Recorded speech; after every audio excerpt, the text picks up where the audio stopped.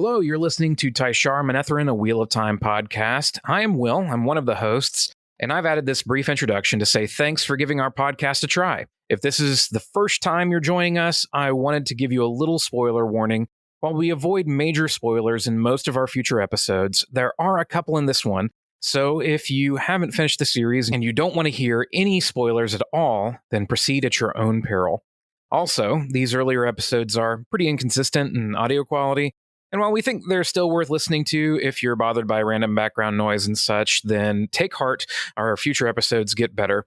Also, please check out our website at tsmpodcast.com, fill out our contact form, give us some feedback or say something nice, and we might give you a shout out.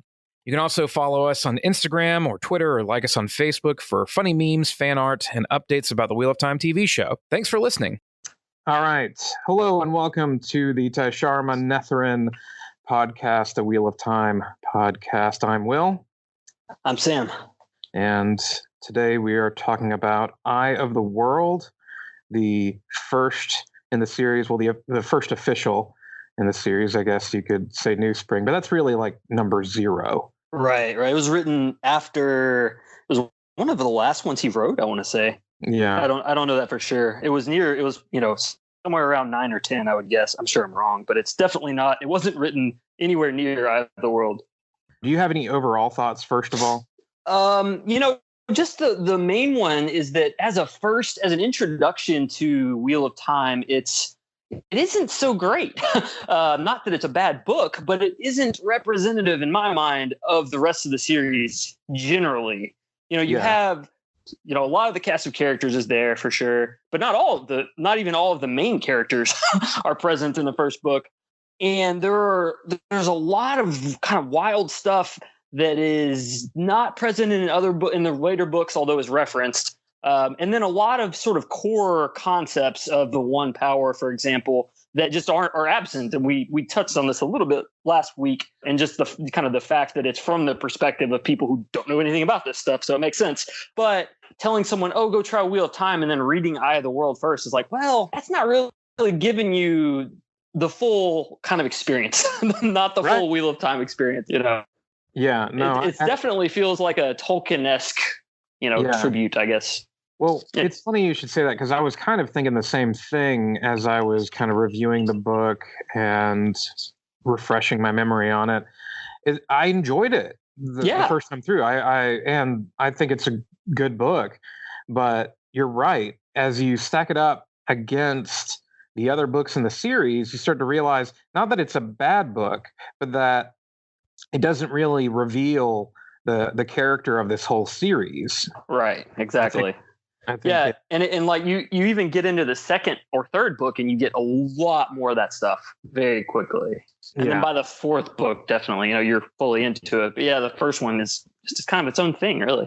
We've talked in terms of it's a little bit like there are trilogies within the series, and there's kind of this first trilogy for sure, and there's a last trilogy for sure. There's some in the middle books, it's a little less clear. There's a lot of ways in which these first 3 books are kind of their own thing. And if you just read the first 3 books, Eye of the World fits well with the first, 3. But sure, it does. Yeah. Looking at the last several books, it feels like it's from a different series. So yeah, I agree with you. I just want to emphasize up front, I like this book. Having said that, I do too.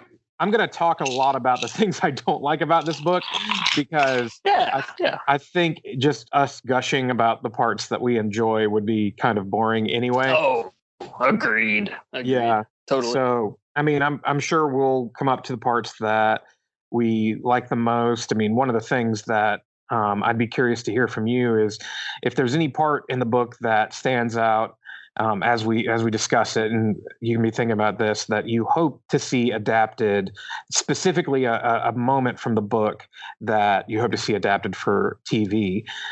If there's something that really stands out as because for sure, because you think like no matter what happens with the TV series, of course we want it to last all 15 books, whatever, but we know we'll get at least a good chunk of Eye of the World. Like that seems like a given, just that they've had one season, approved. So that's a good question. Yeah. Let's just start kind of summarizing the book, and you can jump in with if I misstate something or if I oversimplify it, because obviously it's over 300,000 word book, so there's no way we're going to, even if we wanted to try to accurately summarize it, there's just no way. Yeah, so, I mean, all of them except for New Spring, I think, are just like, a doorstops. So yeah, it's a pretty big book, which is it's kind of daunting to begin with. The whole series is pretty daunting. You're just getting into it. You kind of have to decide, I'm going to get all the way through this. Yeah.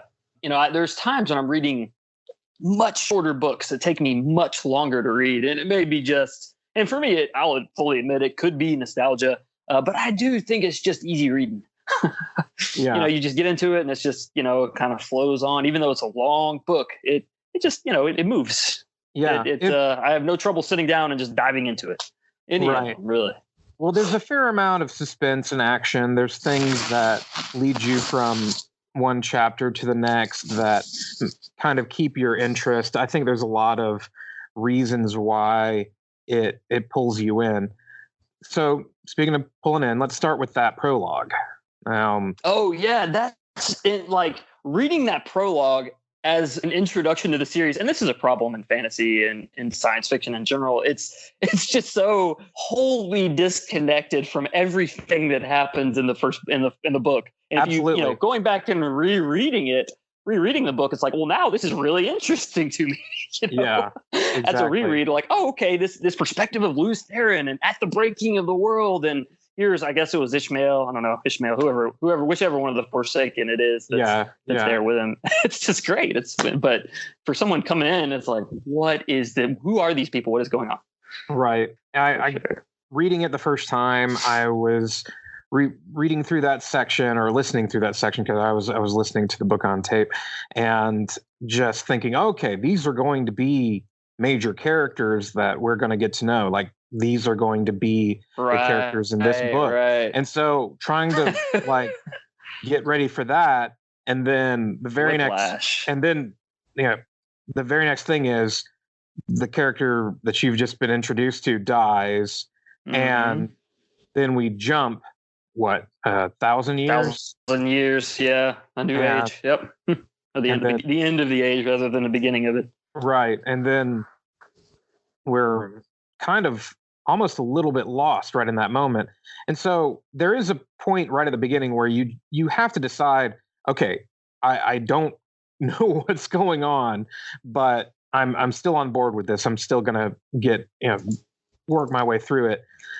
Because that first jump is like, okay, well, I just put myself in a new world where I was learning names and trying to understand what was going on. And now I'm in a different place altogether, different time altogether, different characters.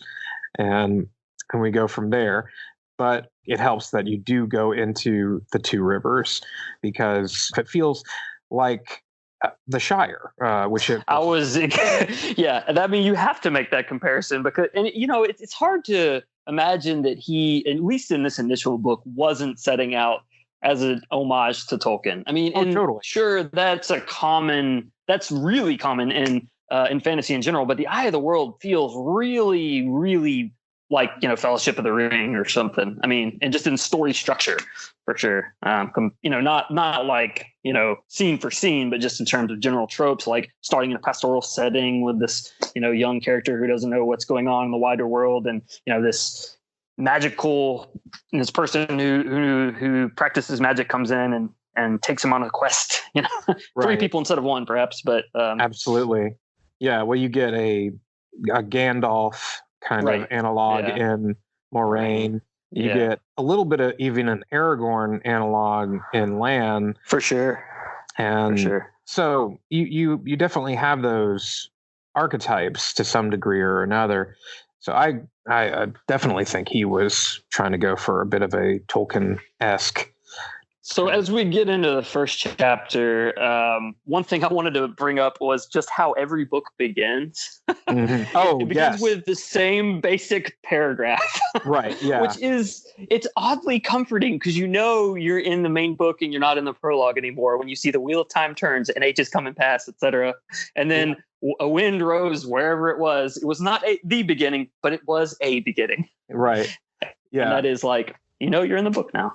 Yeah. Well, and it's funny too, because listening to the audiobooks primarily throughout my time experiencing the book, you sometimes don't know that you're out of the prologue until you get to that. And then you realize I've been listening to the prologue for hours. Some of those prologues are really long. Like I just finished the Shadow Rising's prologue via audiobook, and it did last for like 2 full commutes. Yeah. It's some of them you think, wait, was this a novella first? Right. Some of them are just so long. But yeah, I do love that introduction. It is a little comforting kind of fun way. Makes it a little more poetic too. Going from book to book brings a certain continuity in. Yeah.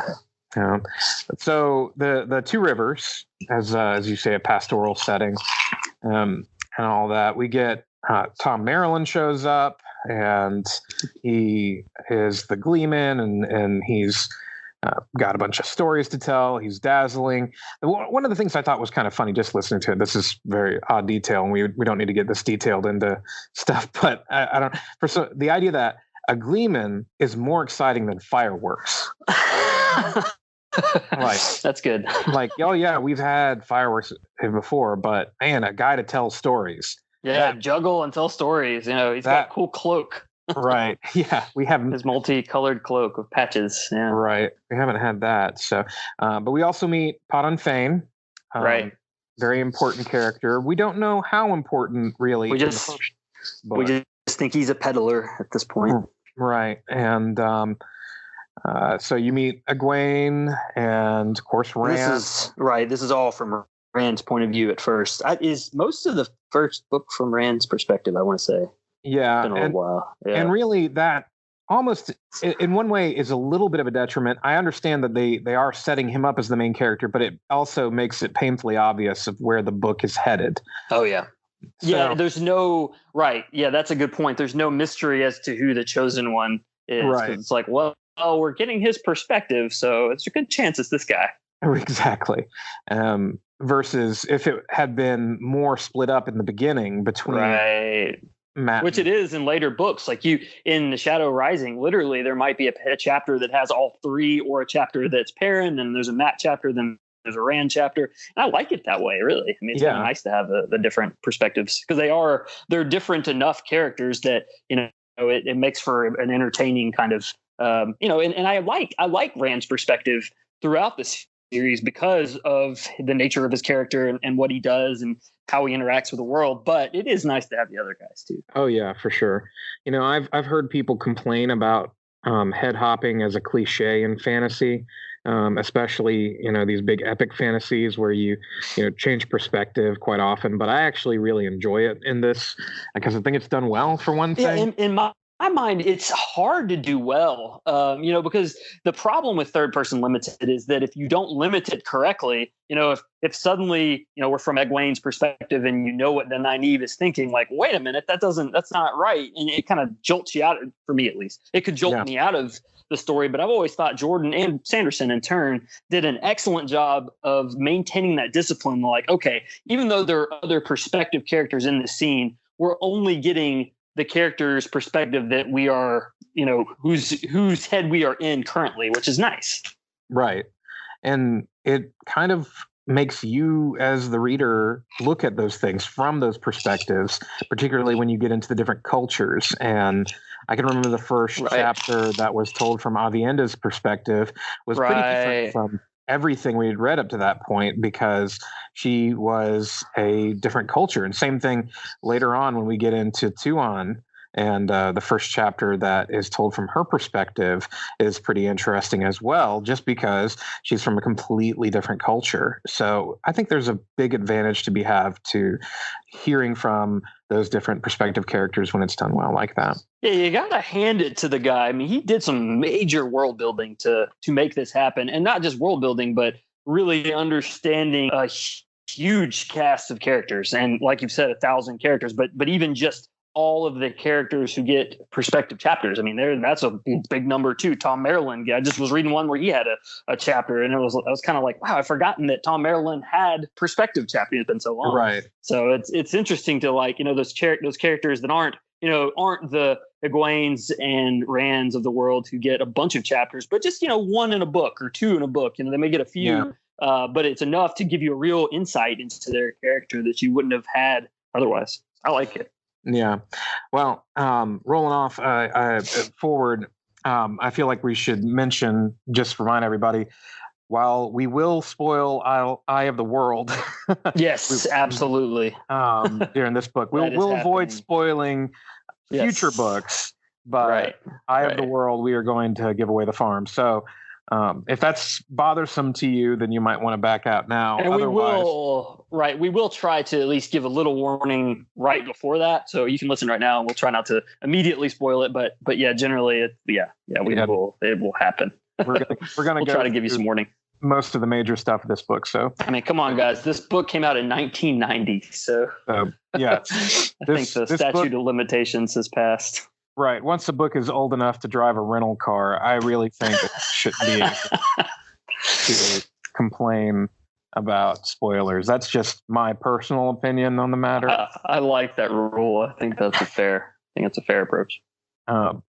Anyway, so moving on in. Rand, Perrin, and Matt all see a Murdral. I can't remember. Murdral. Watching them, which like having read the later books is like, hold on now, wait, what? Yeah. But like they just think it's a dark rider off in the distance, but like we know that these dudes have no eyes and their skin is the color of maggots, and like that strains credulity just a little bit. Right. Yeah.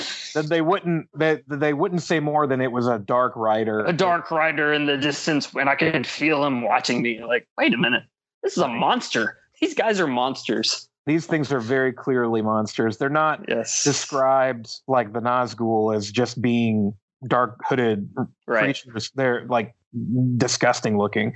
Yeah. So I guess you have to assume that they were just so far away. And everybody had terrible eyesight. And this was before, Perrin had perfect vision. Right. What happens to him? Just a few chapters later, really. Right. Yeah. So, certainly, yeah. Yeah, you get into that. You get a little bit into the politics of the town with the women's circle and the village council. I think village council. Yep. Mm-hmm. And the women's circle led by the Wisdom. Right. Nynaeve, and who is a young Wisdom. Yes, younger than usual. Yeah, so I figure she's like 23, 25, somewhere around there. It's kind of a headcanon. I don't know if we ever find out for sure, but they always say she's a few years older. She's old enough to have like changed Egwene's diaper or something. So it's like, I figure Egwene's 18 or so. Right. I could be wrong, but this is my, again, headcanon, just 18 and then like 20, 25, somewhere around there. It's kind of my... And then Moiraine is like 40 or older. Yeah. Right. Well, she's ageless, so. Right. I never asked my dye her age, I guess. Yes. Yeah. You never want to do that. So. Right. If we ever meet Rosamund Pike, it's going to be say like, so I know we're not supposed to ask you your age, but. Right. I could get it off Google, but. Right. I was curious, so I looked it up. And she is 40. Really? Yeah. I don't know that I would have guessed that. Well, it was funny because as I thought about it, she is stuck in my head as being in her early 20s because I saw her first in Die Another Day, the James Bond movie. Oh, yeah. Yeah. And that was her first big film. And so she was in her early 20s back then. And so, and I was a teenager. So in my head, that's how old she is forever. And so when I realized that, I was like, oh dang, I've gotten older too. That's right. I forget how that works. Right. The other thing that struck me as interesting is the fact that Rand talks to a Trolloc. Yes. The only time which is not something that happens, right?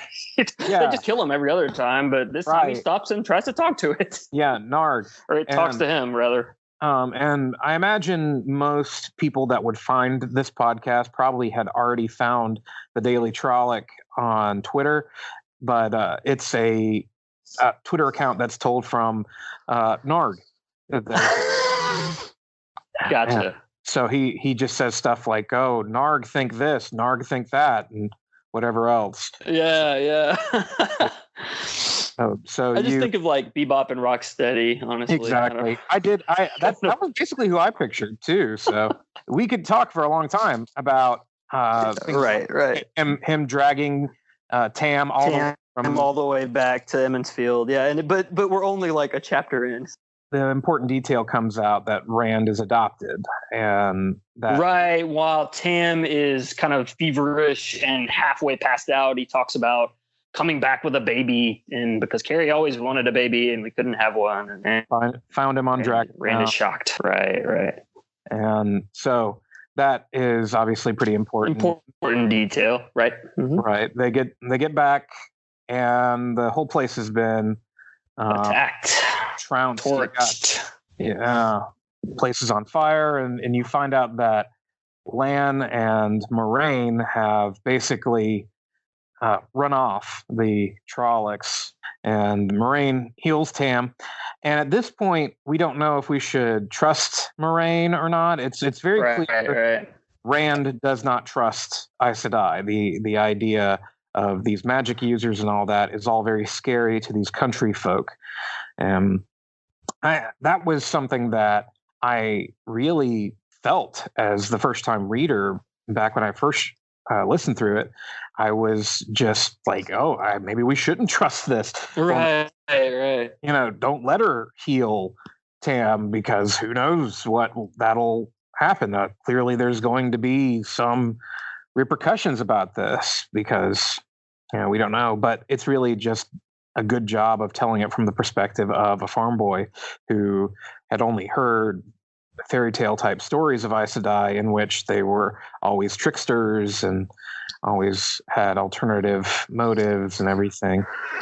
So it's interesting how many of these little kind of rumors and tropes that the misconceptions that the Emmons Fielders have turn out to have a nugget of truth, because it turns out we see how Aes Sedai can tell no lies, but it is repeatedly demonstrated and mentioned that they will dance a jig around the truth. Right. And it definitely is true. We see that. Right. It's a very important part. Yeah, a very important part of the characters, that they are bound to the truth, but have a tenuous relationship with it in reality. And they are quite manipulative also. Yeah. That's just a common thread throughout all Aes Sedai, including the Brown Aja, who tend to hide behind this image of themselves as being bookish and not caring about the outside world. They're the same way. Yeah, they're all like that. Yes, all of them are manipulative. So, and at this point, we don't even know what an Aja is. That's a good point. Yeah, we don't know that Moraine is Blue Aja. I don't even know if it comes up at all in the first book. Maybe it does when they reach Caemlyn. So we'll talk about that in a bit. We got them leaving because everybody wants to go. This is the formation. She convinces the three boys that the attack is because of them, because the Dark One is searching for them, was trying to find them, and that Emmons Field is in danger if they don't leave. It's like the formation of the Fellowship, kind of. Right. And Egwene jumps on because why not? Right. And Tom jumps in also because why not? I think I'd like to believe headcanon here. My thinking of Tom jumping on, he later kind of expresses that he wanted to look after the boys so they wouldn't be taken advantage of by the Aes Sedai. I think he was crushing on Moraine from the beginning. I'm like, that would be my that's my head. Okay, I like that. I like that. That's good. That's a tiny bit of a spoiler, but also I'm making up for I'm making up for like one of the more frustrating, poorly set up kind of romances in the series, because that one kind of comes out of nowhere. Yeah, I mean, it just goes to show, because I had forgotten about it entirely, having started over these early books again, and it is just absent. Right. That's fun though. That's fun. I love it. So, and that's in my head. He was just he was wanting to hang out with Moraine some. So, and later he says that he had he has a nephew, Owen, who could channel, who went mad, and he wanted to prevent that from happening to a main character. But that isn't a factor yet. No one knows that a main character in question can channel yet. That's not even. It's just not even a consideration. So why would Tom know? Right. So they set off, and there's a number of little adventures that kind of happen. They get chased. There's a drag car. Yeah. There's some. Yeah. Then they head into Tarn Ferry and go across the river. Then they. They're ostensibly running away from Trollocs. I think I think Lan and Moraine sense the Trollocs behind them, so they're just running away from them. You're drawing the Trollocs. Yeah. Then they get to Barillon, and in Barillon we meet Min, right? And we get like a few pages of her, and she becomes a major character later, and it's kind of a unceremonious introduction to somebody who is a pretty major character, right? Because it's just like, hey, here's this tomboyish girl who's a few years older than Rand, I think is what it says. Yeah. And she is reading people's auras and telling them things about what's going to happen. And that's kind of all we get at that moment. And it has nothing to do with the One Power. That's right. She's met Moraine before. But other than that, then it's kind of like, okay, sweet, see ya. Right. we'll catch up with you in another book or so. And that is one of those funny things. Then we also meet the White Cloaks there, I think, for the first time. Yeah. Do a pretty good job of introducing the White Cloaks as being terrible. And yeah, I once described them as like an army of Umbridges from the Harry Potter series. That's pretty good. I like that. Yeah, like the self-righteous. Yeah, I always think of like the Salem witch trials. Exactly. Like those people. Yeah. Right. Clearly, when they call the Aes Sedai Tarvalin witches, and the Children of the Light, and then there's the Hand of the Light, the Questioners with their hot pincers. They're pretty much the Spanish Inquisition kind of. Right. Exactly. Yeah. So they have to kind of deal with a few White Cloaks. Moraine kind of does some kind of weave to make herself look like a giant. Right, and they run away. They get away. Then they run to Shadar Logoth. My gosh, that is just one of the wackiest, craziest couple of chapters. Yeah. Book, really. It's a great example of out of the frying pan into the fryer, really. Yeah, right. Because, and I don't know if I totally buy in retrospect that Moraine would think that was a good idea. Right. Like there's this city that's been cursed for 1,000 years and has this, possessed evil fog, and let's go hide there. Like, yeah, and just leave people unaccompanied. Right. That'll be safe. Yeah. Right. Yeah. It's better than the White Cloaks and Trollocs. Yeah. I don't think so. Like everyone else is terrified of this place. To be fair, she does say something like, we shouldn't do this, but we're going to do it. But real bad judgment, Moraine, real bad judgment. Yeah. Poor choice.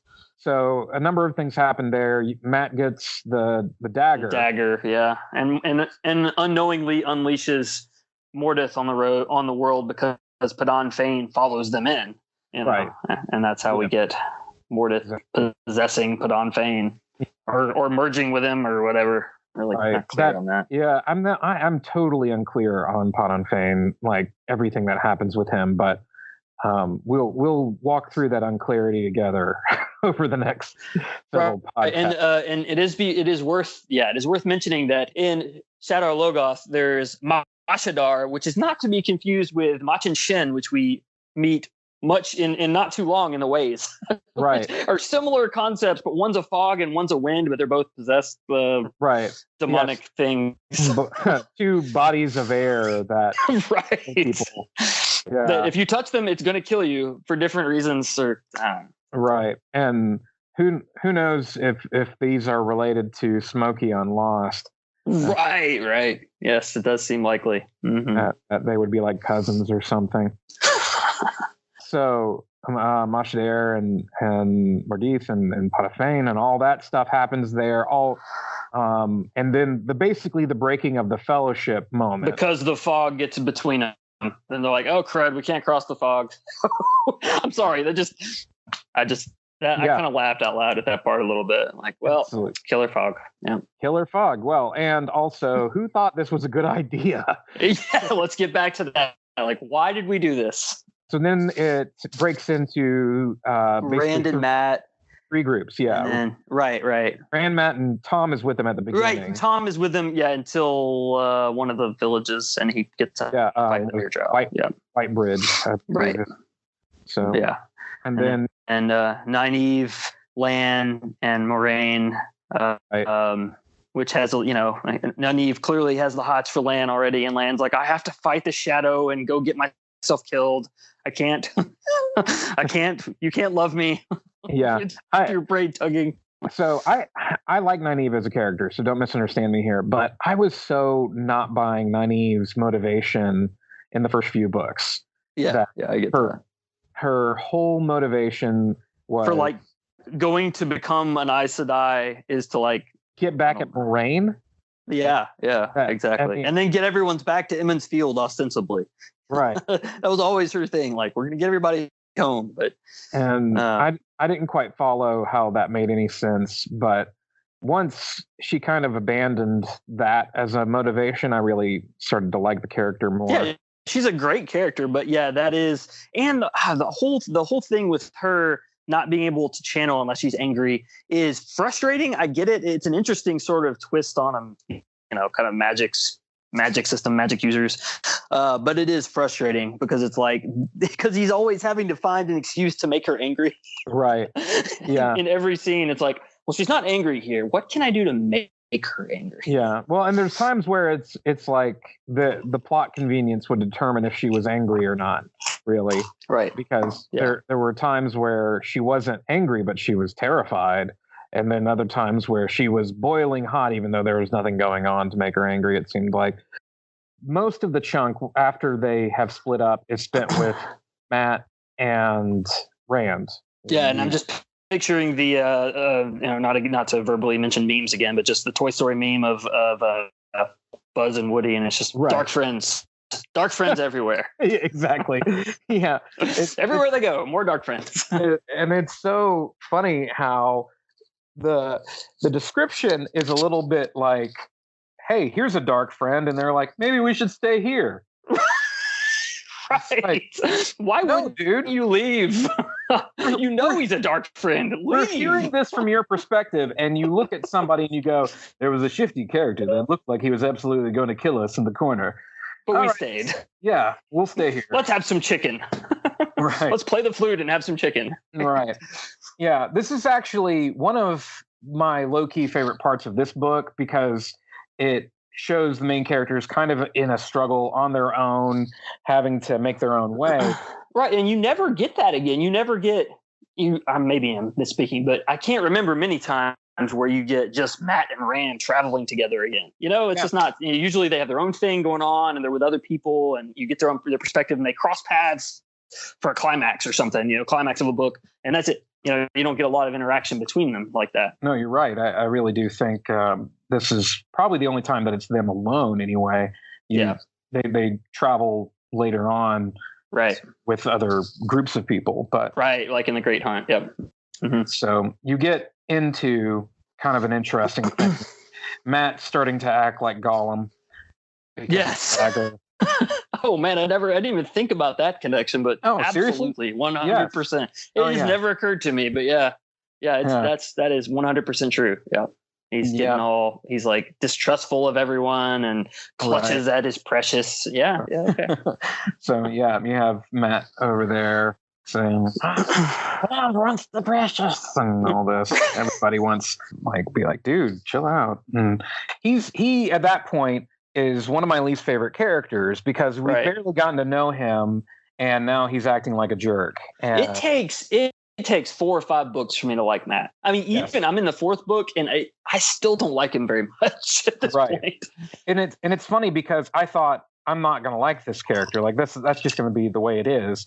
But as I got further into the series, I found out that no, he's actually going to be one of my favorite characters. Yeah, he has. I could say that about everybody, probably. Right, but he has so much room to mature, and he does, and that's one of the cool things because he starts out just insufferable, just absolutely the worst. But it gives him a chance to experience the problems of the world and to grow, and I think that definitely happens.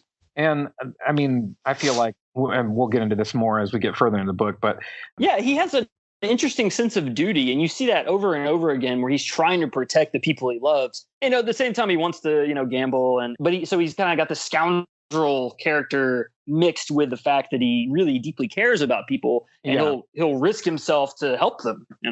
Right. Yeah, he kind of becomes the Han Solo a bit. Yeah. Of the series. You go from the Gollum to the Han Solo. That's a pretty big arc. Fair enough. Think about it. So that's their trip to Kyrian. Eventually, they do make it to Kyrian. Right. And like we said, Tom. At one point, Tom. They think Tom is dead, and they go on thinking Tom is dead for a long time. Because he wrestles with a Mirdra. So, which to be fair, we think would kill most people. Right. And probably should have, but we're glad it didn't because everybody likes Tom. So yeah, it's justifiable because the character's likable. Yeah. And that, just gets back to our inevitable comparisons to other stuff. And it does seem like sort of thing where George R. R. Martin absolutely would have killed Tom. Oh, for sure. Grotesque and spectacular fashion. Right. Yeah. And then killed Matt, and then killed, Yeah. We would have had a completely different cast by the end of it. Yeah. By the end of the first book. And it's just like anyone who's a fan of Game of Thrones who has not read Wheel of Time, it's like going in, do not expect that experience. That is not what you're going to get in any way. Yeah. It's kind of crazy because you get 4 or 5 books in before you get what at least appears like a major character death. And so by that time you've really gotten to know people, and it feels much more tragic. Some of the other characters, their trip to Kyrian, you have Perrin and Egwene. This is where they meet Elias. Yes. And the White Cloaks. They have an encounter with the White Cloaks again. Yes. Yeah.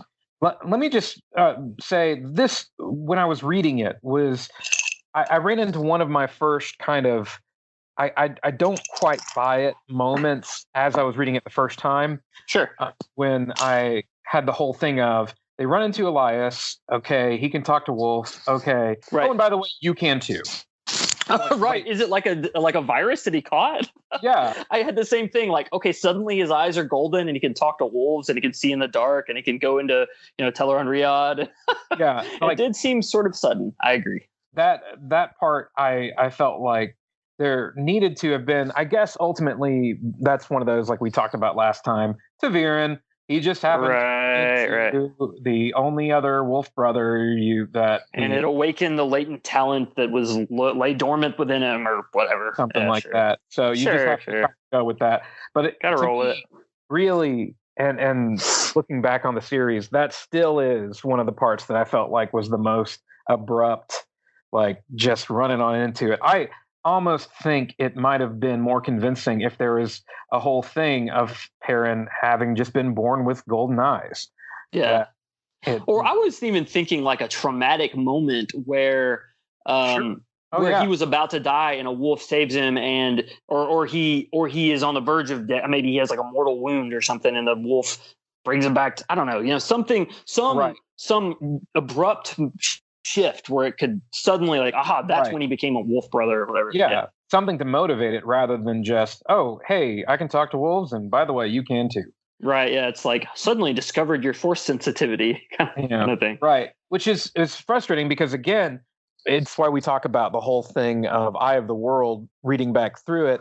it's only okay when you look at the rest of right, because he has so much time to wrestle with this ability and come to terms with what it can do to him and how he can use it, or if he should use it. And it's absolutely. And you totally don't care by the time you get to the last trilogy, Winter's Heart or whatever. Whenever when you start to get into those moments where him being a wolf brother is really awesome and epic, and he's it's just like, okay, where I don't care about how this whole thing started. Yeah, and the whole thing with him, like, so he's fighting alongside the wolves and kills a couple white cloaks and doesn't remember it. I guess he actually did. It was very strange because he's not a killer. He was a blacksmith. I don't know. I guess he was sort of taken over by the inner wolf at that moment. Yeah, that whole thing is just very a little bit of strange credulity.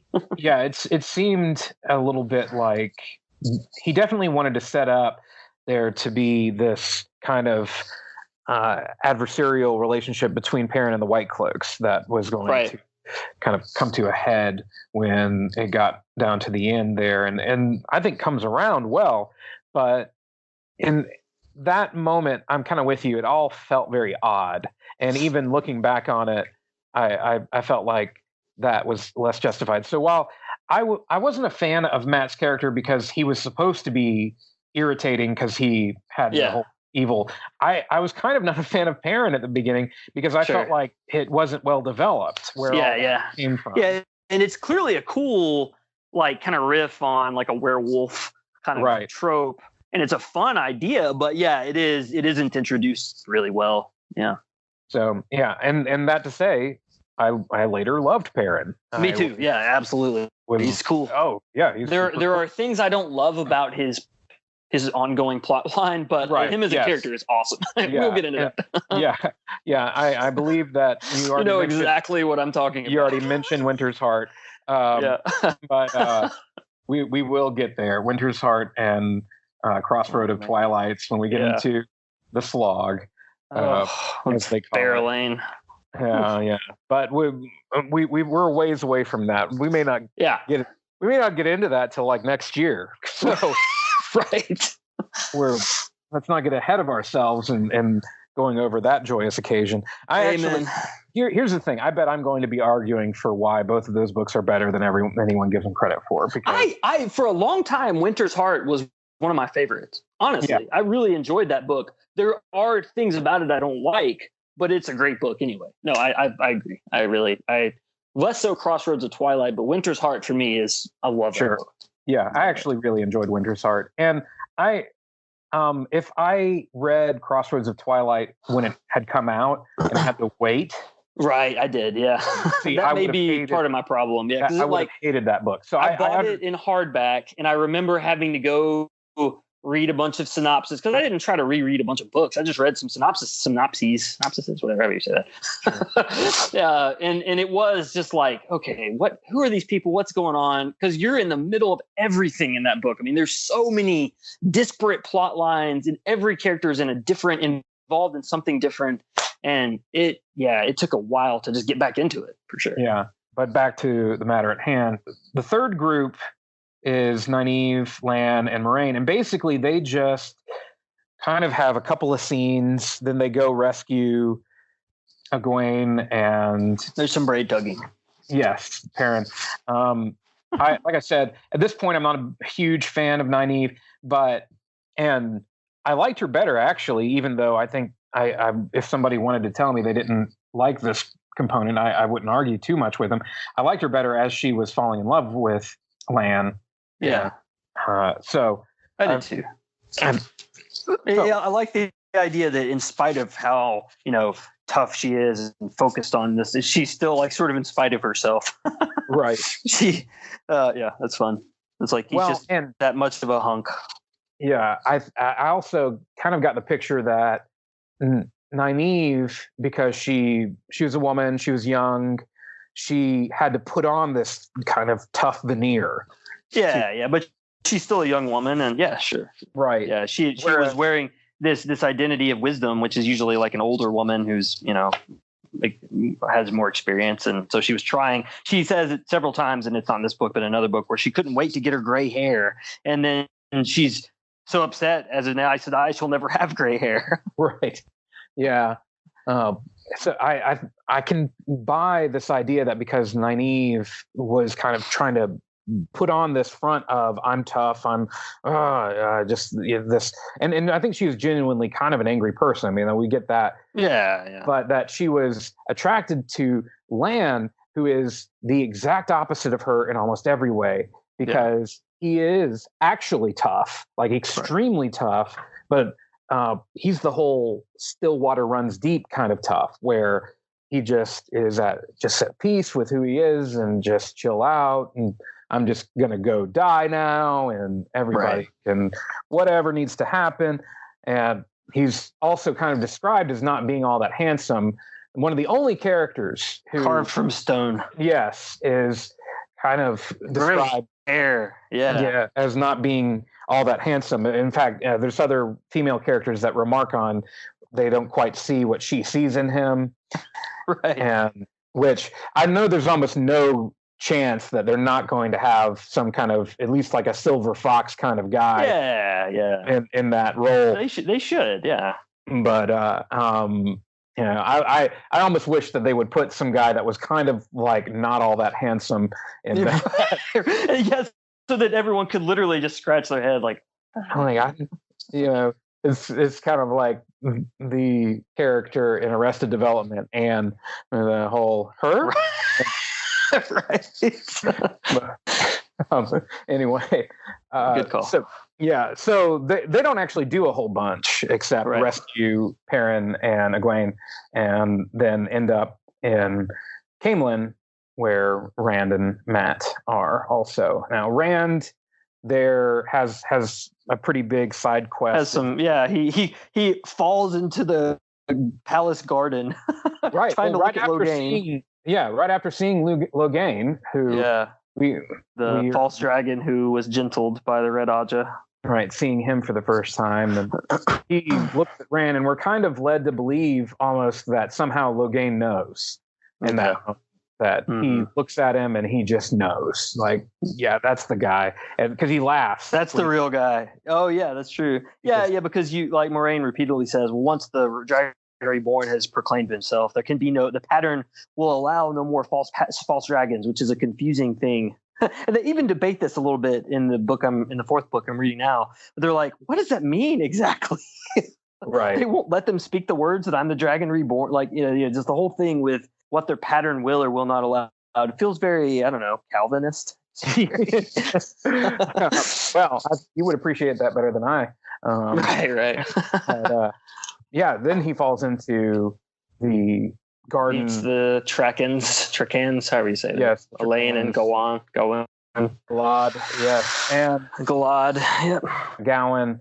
Actually, Galad's not a Trakand, is he? Right. He's a Demodred. He's their half brother. And Elaine always says how terrible he is, no matter how good looking he is. That's one of those things that all the women sigh over him, and Elaine's like, no, seriously, he's the worst. Always. Yes. Any conversation where Galad comes up. Galad's arc is another one that I appreciate. Yeah. I actually think that his perspective chapters are a really good example of what we were talking about earlier, in the whole head hopping thing really enriching the whole process, because when you're seeing Galad from someone else's perspective, he is the worst. He just seems like an insufferable jerk that cannot see anything other than black and white. And then once you see it from his perspective, it's actually a little sympathetic, because you're like, he feels this enormous weight to put things right that maybe other people don't. And so he feels like that much more like, hey, if you don't feel this weight, I'm forced to oppose you. Yeah. And the conclusions he jumps to are wrong, but you can understand where he's coming from. Right. And as his character develops and he becomes a little bit more aware of the kind of shades of gray that there are, oh no, oh Mr. Gray, that then he becomes a more sympathetic character along. So, but we don't get into that until later. So for now, it's just a jerk that tells on Rand. Right.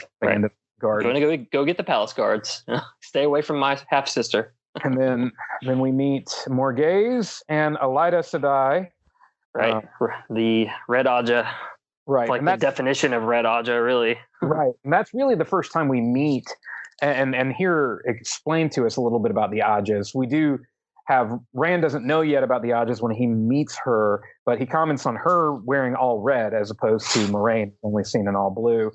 And so we do get a little bit of a sense of, okay, they may have different, some different perspectives. Yeah. We meet Morghese and have that whole scene. That there's something in fantasy that as a kid I didn't totally understand. I understand more like from a writer's perspective why it is, but the whole everyone new is treated with an enormous amount of suspicion kind of thing. Yeah. And I get it more looking at it now, but this whole scene was based around that. Sure. He climbed the wall, but to me, his story, which was absolutely true, I was just trying to get a look at the false dragon. Yeah. Seems totally. Yeah, he's just some like random dude, and I guess this is another thing we could say. Ta'Viren, they're all their responses, and the way the scene plays out is the pattern pulling them towards him, and So Elida is trying to basically say, I think this guy is going to do something horrible, and she has a foretelling. Yeah, exactly. Yeah, she's like, everything's going to go with a capital T. Yeah, right. Everything's going to go horribly wrong. And then Morghese is just like, okay, let him go. She doesn't care. Does not care what Elida thinks. And Elaine speaks up for him, I think. Yeah, right. There's more to this. Elaine has the hots for him. Yeah, for sure. Yeah. And so us meeting the second woman that is immediately attracted to Rand. It's just like, oh man, this has got to work out. I don't care what happens.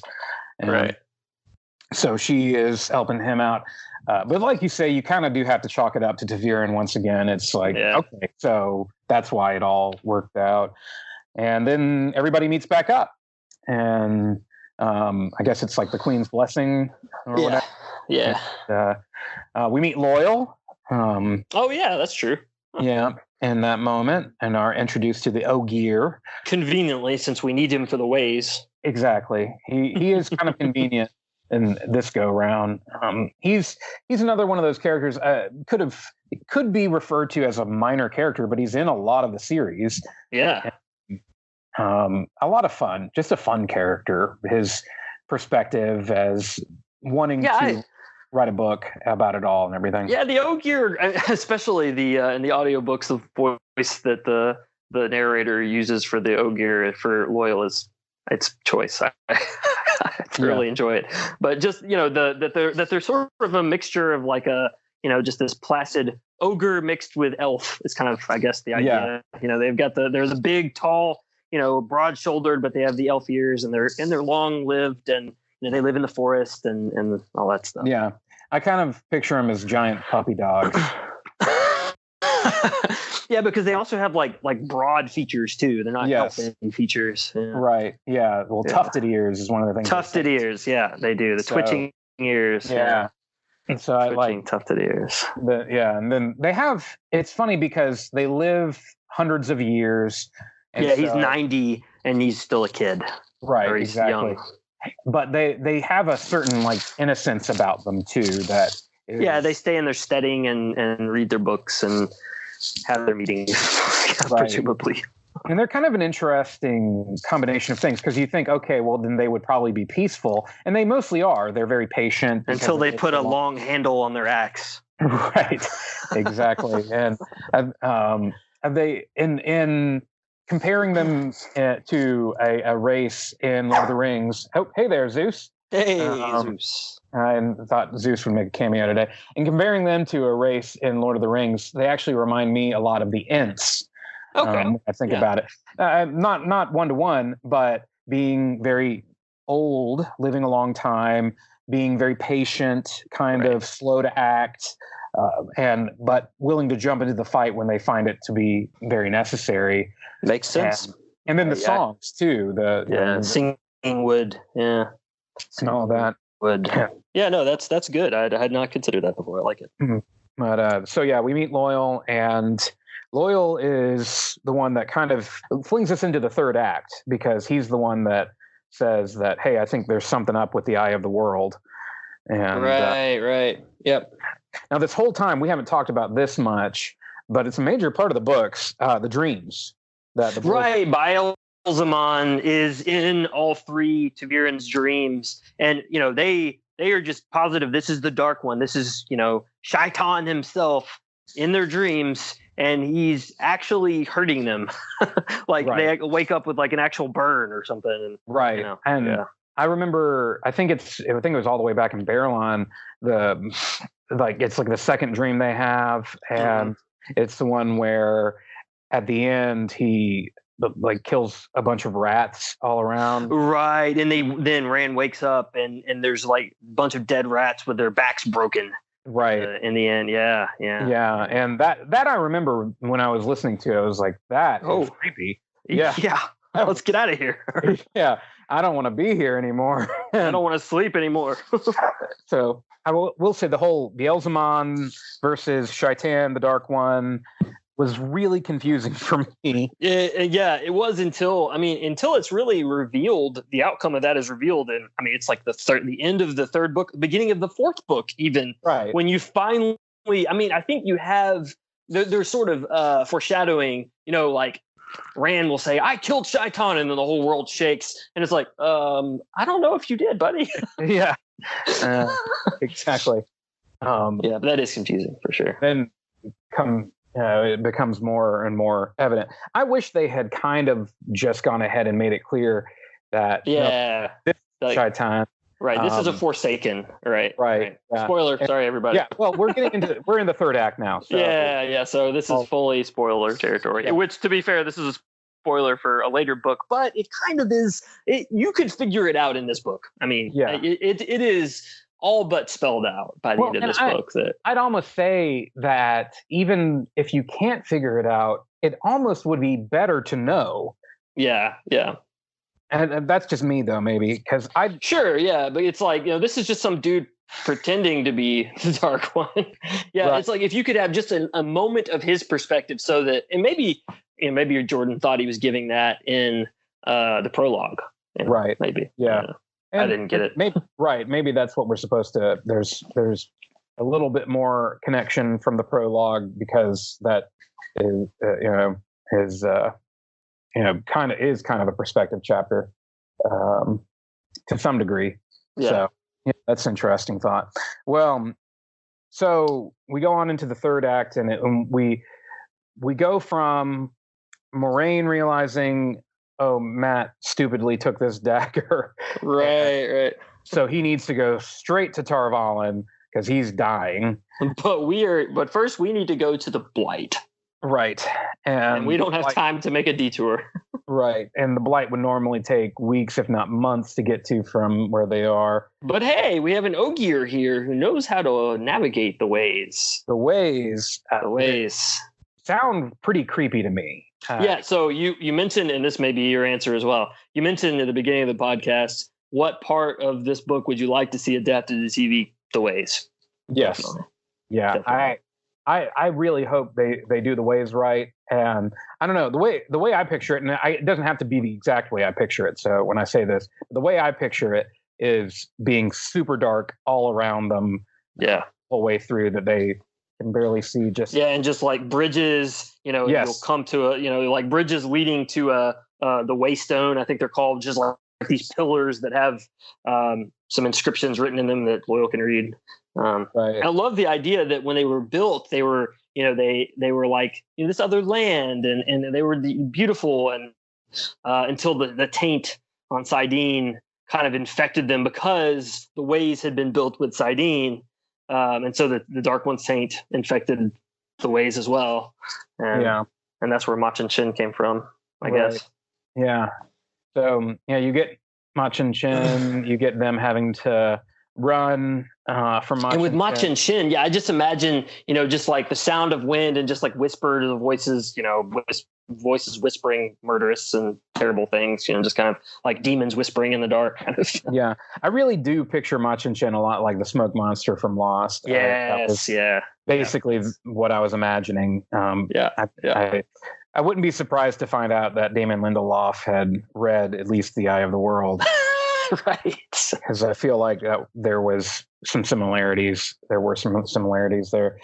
The ways allow you to travel quickly from one place to another. It's kind of like one step is like 100. So instead of weeks, it takes a day or two. Right. It's like a wormhole kind of thing. And but it still takes some time. So they spend some time in the waves. Yeah, they have to like stay there sort of overnight at one point. Like I can't imagine sleeping in the waves, Right. Yeah, it sounds terrifying. Yeah. So they pop out at, what is it, Faldara? Faldara, yeah. Yeah. And so Shinar. in Shinar. And they're all standing there on the edge of the Blight and meeting with different people. This is where people start saying Tai'Shar Malkir to Lan, and right. And I think it is the first time we hear Tai'Shar Manetheren is somewhere in there. Yeah, Moraine even may have said something like, "I don't like this is what the old blood has come to from." Manetheren. Yeah. She definitely talks about Manetheren a lot, right? But whether or not she says Tai'Shar Manetheren, right? She probably wouldn't have, but maybe Lan did at some point early on. Yeah.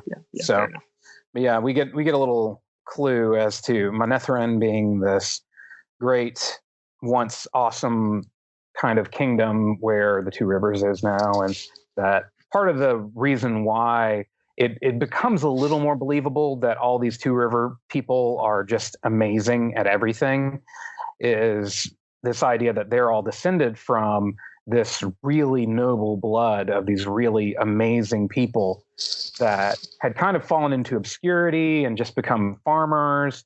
But there were a lot of people who were magic users among them. There were a lot of folks who were very good soldiers among them. And so that to me helped with the whole idea that, why are these Two Rivers people, later on, especially when you get into even the more obscure Two Rivers people turning out pretty decent soldiers and things like that. Right. But yeah, that works for me. Yeah. So we're in Shinar. They meet up with a few of the characters. Yeah. Padan Fain is captured. Yes. Yeah. It's a big piece of that. Right. And the great general in Shinar is there. I forget his name right off the top of my head. Yeah, me too. Somebody. Yeah, he's a bigger character in the next book. Mm-hmm. Yeah, somebody from that'll be listening who just read it will be like screaming at us. It's right. It's so and so. Oh, why don't you just? Right. Yeah. So, but he's just there, and he's about to lead an attack on some Trollocs or a defense from some Trollocs. Either way, the Blight's always pretty much just boiling with Trollocs and other creatures that are kind of leaking out of it into the borderlands. That they're constantly under attack. So and like I don't know if we ever, at least not for a long time, don't get a description of the Blight like we get at the end of this book. Yeah, it is very strange, otherworldly.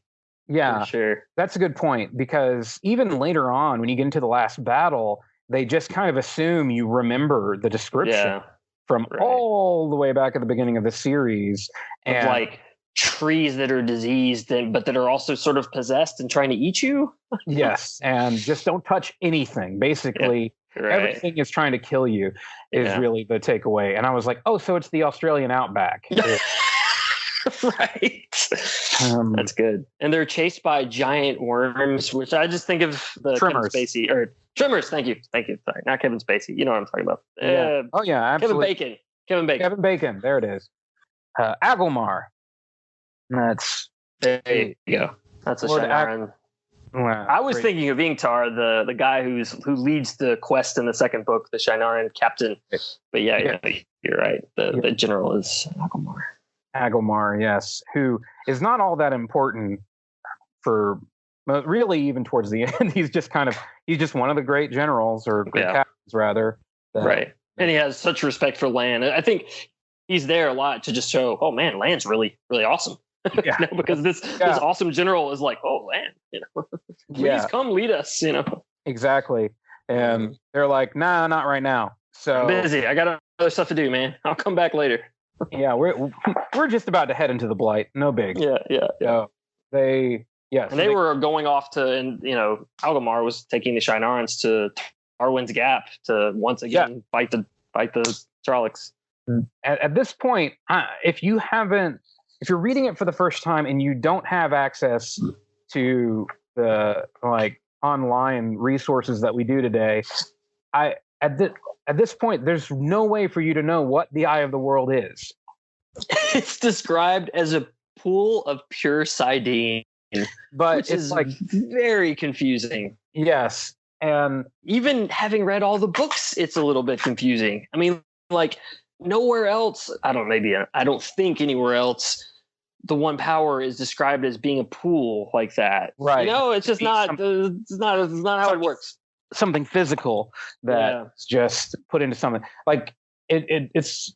You have things like the Choden Cow where it's put into a giant. Those statue. Are right. Cyangreals, but those are but it's not, and maybe that's the idea here. But it's never described quite like this for sure, especially because this is just a pool that is used up, and then that's it. Right. As opposed to, I always think of a Cyangreal as just a way to kind of focus. The word I'm thinking of kind of, it amplifies the amount of power you can pull out of the ambient one true source. But this is just a finite resource right here. I guess the closest thing you get is later on Cadsuane's Wells. That's true. And, so that's a good point. It's just an object. It's not like here's a bowl of Sidar. Right. Right. Yeah. Dip out yourself a cupful. Right here. Yeah. A little punch, the punch bowl of the winds. Yeah. Good one. I like that. Yes. Yeah. And the other thing, I mean, there's a lot of things about this scene that doesn't ring quite true compared to the rest of the books. Like the fact that Rand sees a black cord coming out of Biozelman and it cuts it. I guess I understand that's just his connection to the Dark One or his connection to Sidene or something. But it's just that sort of thing isn't described in those terms in especially the later books. That's just not the way it works. Yeah. And to some degree, I think you can just chalk it up to the reality is he hadn't written the other books yet. Yeah, exactly. The climax of this book is a climax we see in some form or fashion often. And that could be a criticism. I don't consider it one just because I like it. I enjoy the way it happens, an epic battle of the one power between magic users. It happens a lot at the end of these books and it's always fun. I don't know. Yeah, no, I mean, that's even if you know it's coming. Yeah. To me, if you don't end up with something like that, it's almost like, well, what did I even pay for? Why did I? And Brandon Sanderson has gone all in on that and is really good at it and almost is shameless about it. At the end of his, Way of Kings novels, I mean, it is awesome. Some of the endings are and obviously at the end of his Wheel of Time books as well. So it's a fantasy trope and Jordan leans into it and it works. Yeah. So they go through the Blight. They find this little protected area in the Blight that is protected by the Green Man, and he's basically he is like an ant. I mean, he is like an ant. Yeah, straight up. He's like something from the Age of Legends. Like there's nothing else like him. I mean, so and they look at the Eye of the World. At first, they're like, okay, everything looks cool here, and then Wild Forsaken appear. Yes. Bum bum bum ba bum bum bum bum bum ba bum bum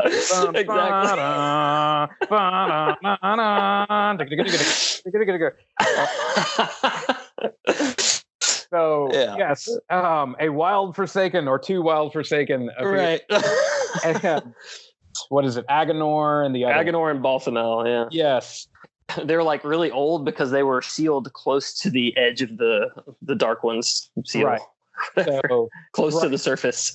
So it is like, if we were drawing out the Pokemon analogy, it is a little bit like a Caterpie and a Pidgey, like being thrown out here. It's like, we're going to give you the Forsaken, but we're going to give you like the two ones that the discount Forsaken here. Yeah, they've been off-brand. Off-brand. They've been ridden hard and put up wet. Hung up wet. Yeah. They've seen better days. So Rand doesn't know what he's doing, but he does it and deals with them. And I assume he weaves balefire without knowing it. Maybe he's just throwing fireballs. I don't know. I can't remember. But I know at one point in one of these early books, he's weaving balefire without really knowing what he's doing, and it's just not good. The Green Man helps out too in there and sacrifices himself. Right. He kills Balthamel. Right. Which also begins one of the old confusing things of the facts that the Forsaken don't really die. Right. They're spun back out everyone is spun back out in the pattern in each age, but they're spun back out like immediately, very quickly. Fully grown with all the memories. Right. With a new body, sometimes a different gender. Yes, totally getting sidetracked there with the Forsaken a little bit, but we do get properly introduced to the Forsaken in one way there, and then he fights Baelsman, and thinks he's killed him. Right. And then I think he helps like fight at Tarwin's Gap too. Like he destroys a bunch of Trollocs and stuff. Yes. With the Eye of the World. Right. And the first time I read that, I wasn't sure if I totally followed that was a real thing that happened. Yeah. But yeah, because it seemed like it was in a dream, and it was, but he actually did it. I don't know. Yeah. I think it gets back to the fact that Jordan hadn't fully fleshed out the concept of Teleron Riyadh, maybe. Right. That's all I can figure. Right, exactly. There's a lot of things like that. So same thing with the whole thing of them having those dreams the whole time. Looking back on it now, is like, well, was that Teleron Riyadh or was that just something completely different? We don't know. Which we see, you see sometimes regular dreams, but it's never, that is a blending anyway. So that is okay, here's something that I completely did not catch the first time through, that at the bottom of the pool of the Eye of the World, right. You know what I'm going to say? It's like, okay, here are the MacGuffins for the rest of the series. He just drains the pool of Sidene, and here's the Horn of Valier, a banner with a dragon on it, and one of the seals on the Dark One's prison. Right. Which is broken. Yeah. And that honestly felt almost like a moment from like defeating a boss at the end of a dungeon in Legend of Zelda. Like, yeah. I was thinking, for some reason, because of the direct analogy, I was thinking of Harry Potter, where Dumbledore has to drink the potion to get to the Horcrux. Right. Yeah. Half-Blood Prince at the end there. Yeah. Yeah, that's true. It is kind of similar. You have that. Maybe J.K. Rowling read Eye of the World too. We get the Horn of Valier. We get that banner. We get one of the seals.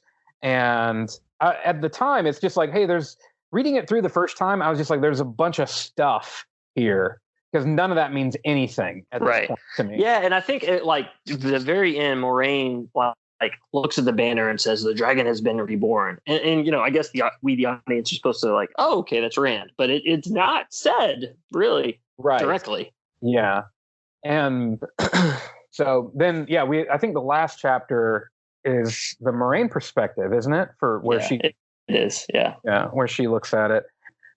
Now, the rumors that I've heard, and I don't know how founded these are that the first season may actually cover the first two books. I'm 100% okay with that. I think that's a good idea, because the second book is really good, and I want them to get to it. Yes, I think that is a sort of natural flow that works pretty well. Right, work well, because the ending of the second book is a lot more epic than. It's both endings are epic, but it has a more satisfying conclusion, I think, than the ending of the first book. Yeah, more complete conclusion. I don't know. They're both good endings. Right, it's true. As far as scenes that I hope they get right, I really hope they do Shadar Logoth well. Yeah. because I think that could be a good creepy thing. But I want to see the detail of the rats with the broken backs. That freaked me out so bad when I read it or was listening to it the first time. I feel like that would be a really good creepy note, especially if it could be either right before. Well, they're not going to be commercial breaks because it's Amazon Prime. So, I think it would even be a creepy thing to end on, like end with that in an moment. Episode. So, yeah. So that's Eye of the World. Any other thoughts overall as we've come down to the end of it? I think we've covered most of what I wanted to talk about for this book. It's, like I say, it's a good book, but when you get down to the end of the series, you're like, really, it's only okay. And I find myself kind of amazed that I kept reading. Not that it's bad, but it's so different.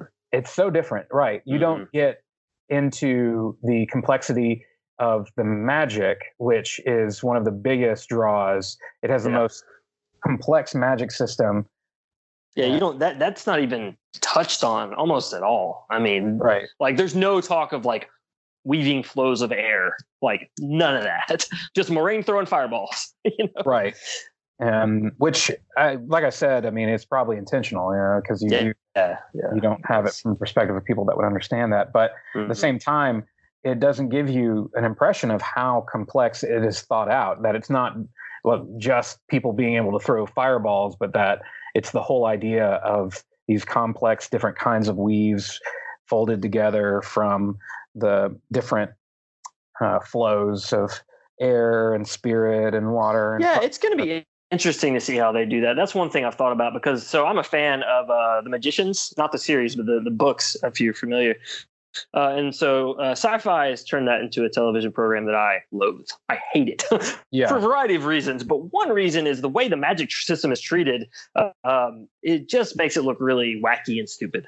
And so I really hope that one thing they do is visualize the magic system Wheel of Time in a way that does it justice. It's going to be tough to do it well, but I think they can do it. Yeah, I've been talking about this with some folks online, and I could see there being kind of trying to do a bit of a compromise on it because you have the whole aspect of only other magic users can see it, right? Of the same gender, right? Can only see the flows, So it's like, how much are they going to like limit the perspective? Like, it gets exactly. And so I could see it being easier just to forego that. Yeah, I guess so. That's interesting. That whole thing of being just like, you may have the different flows represented by different colors or something like that, but that might not get explained. I mean, it might not be explained in the first season hardly at all. Right, which would be fair considering the books don't. And so that you only kind of start to get into that kind of in the latter half second book. Yeah. Right. But they start touching on it. Well, it's been fun chatting. Next time, why don't we plan on talking about dream casting? And as they're sounds good casting, that way we can come with kind of our preferred casts and talk about who we think would be good for the different characters, especially looking in past the first season, because who knows if we'll even get to those. We really hope we do, but we won't. So we'll do that next time. And until then, Tai'Shar Manetheren.